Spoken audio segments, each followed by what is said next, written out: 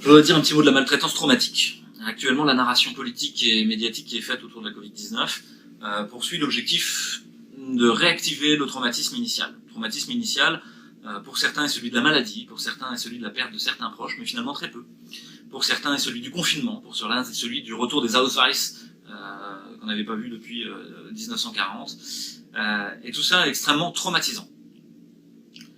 Ce traumatisme, finalement, correspond à l'idée qu'il y a une cicatrice dans le cerveau, et que cette cicatrice dans le cerveau, si jamais les voies synaptiques sont reprises de la même façon, parce qu'on va fouetter un tout petit peu le traumatisme, on va le réactiver, finalement toute la charge émotionnelle va revenir intacte en même temps au présent, et donc contaminer le présent.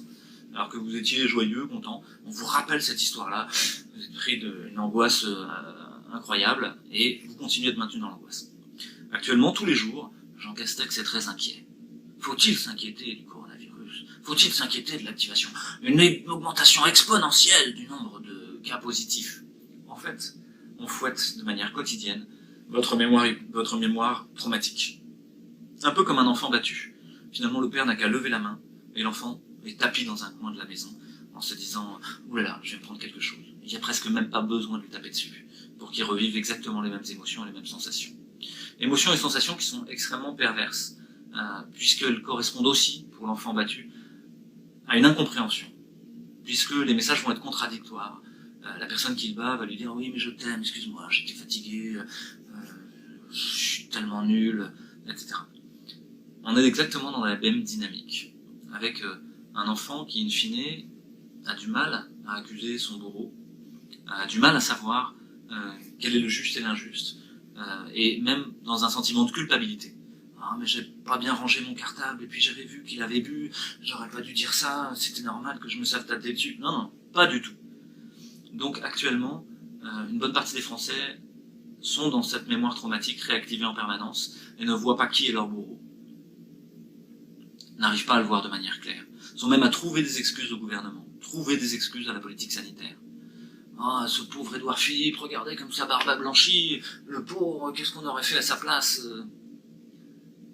Ouais. Et ben on est en plein dans une dynamique victimaire traumatique, qui est extrêmement toxique, et qui est utilisée par les médias de manière absolument volontaire, parce que quand vous avez quelqu'un sous votre coupe de manière traumatique, vous pouvez lui faire ce que vous voulez.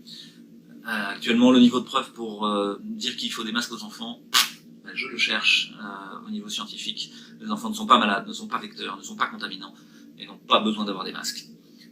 N'ont pas besoin d'être dans des cerceaux, non plus que les institutrices.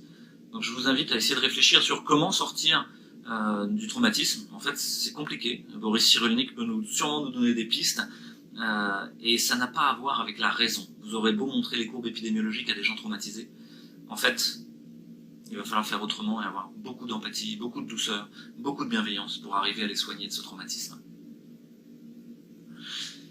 Ma prescription, éteignez la télé, éteignez vos téléphones, renouez avec le réel, avec vos voisins, avec la réalité, retouchez du doigt du réel. Prenez soin de vous, prenez soin des autres.